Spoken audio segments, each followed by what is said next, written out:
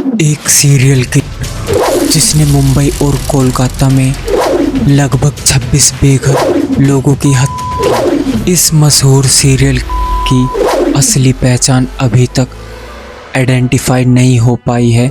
हालांकि करीब 3 दशक तक इस बेनाम शख्स ने मुंबई और कोलकाता के लोगों के दिलो दिमाग में इतनी दहशत फैला रखी थी कि शाम होते ही वहां पर लोग बाहर नहीं निकलते थे और सड़कें खाली दिखाई देती थी।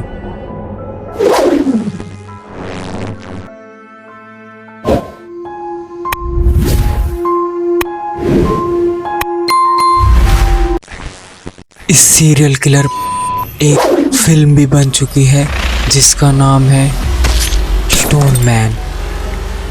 सभी रिकॉर्ड्स के अनुसार स्टोन मैन ने अपनी पहली हत्या सेंट्रल मुंबई के साइन किंग सर्कल इलाके में की थी। यह 1985 का समय था और शहर की सड़कें आज की तरह भीड़ भाड़ वाली नहीं थी, खासकर रात को। दिन के समय तो शायद थोड़ी बहुत भीड़ भाड़ रहती हो। आजकल हमें थोड़ी थोड़ी दूर पर ही कैमरे देखने को मिल जाते हैं, लेकिन उस समय कैमरे जैसा कुछ भी नहीं था। लोगों पर निगरानी रखना, अपराध का पता लगाना और रोकथाम करना काफ़ी हद तक बहुत ही मुश्किल काम था, जो कि पुलिस बल पर ही निर्भर था। पुलिस संवेदनशील इलाकों में सिर्फ इसलिए जाती थी ताकि निश्चित किया जा सके कि बदमाश सड़कों पर ना घूमे, सिवाय साइन और किंग सर्कल के, जो कि इतने सेंसिटिव इलाके नहीं थे। उनमें हाई प्रोफाइल और मिडिल क्लास परिवार रहते थे। वो रहने और अपने बच्चों को पालने के लिए शांतिपूर्ण इलाके थे। उन इलाकों में हत्या के बारे में सोचना अकल्पनीय था। अकेले एक सीरियल का खुलेआम घूमना तो दूर की बात थी। फिर भी 1985 में एक अज्ञात इस क्षेत्र में बेघर लोगों को निशाना बनाना शुरू कर दिया।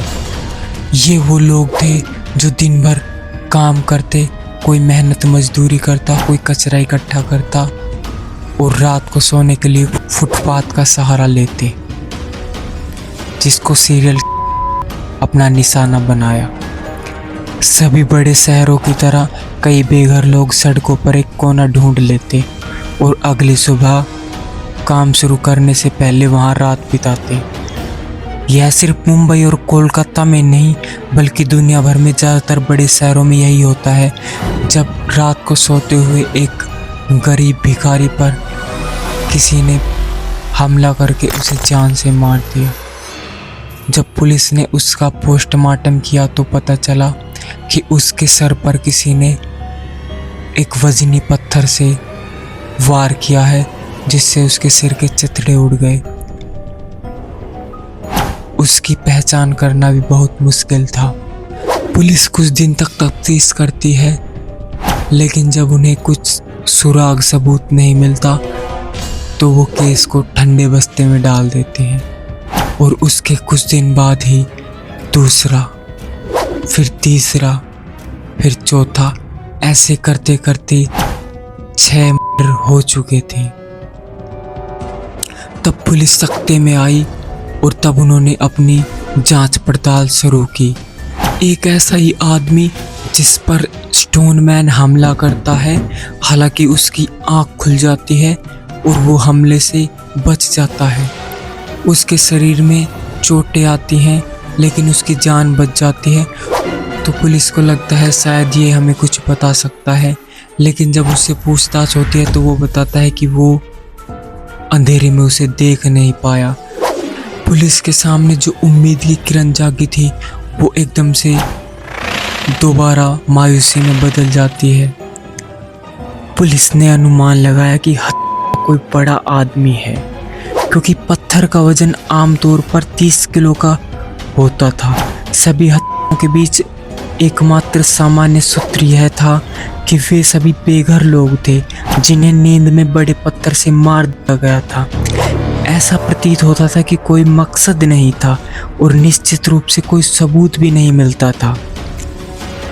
मुंबई पुलिस अपनी बुद्धि के बल पर जो कर सकती थी वो उन्होंने किया, लेकिन उन्हें सफलता नहीं मिल रही थी।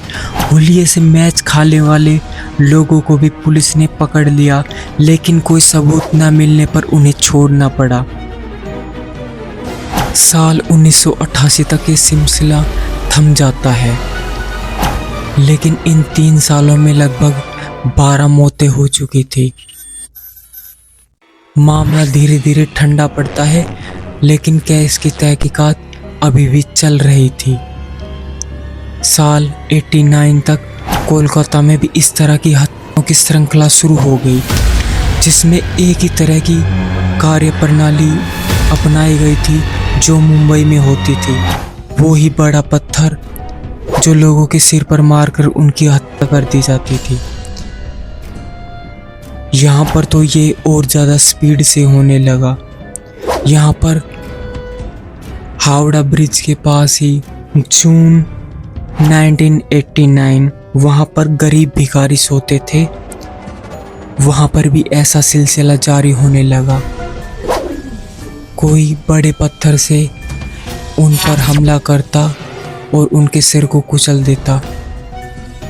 वहाँ पर भी पहले 1, 2 और फिर 3। जब तीसरा केस हुआ तो पुलिस सख्ते में आ जाती है और वो मुंबई पुलिस से कांटेक्ट करती है।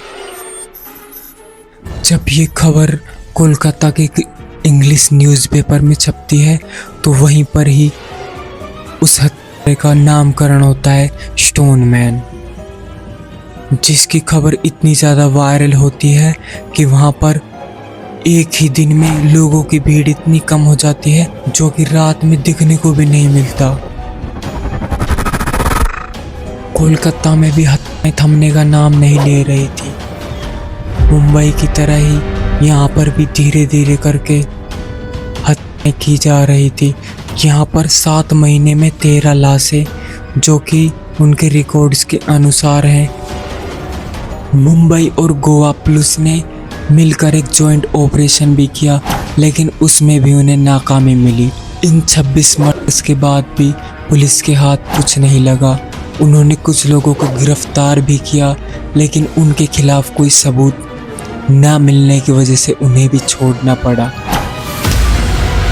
उस टाइम स्टोन मैन का खौफ इतना था कि लोगों ने बाहर सोना छोड़ दिया था।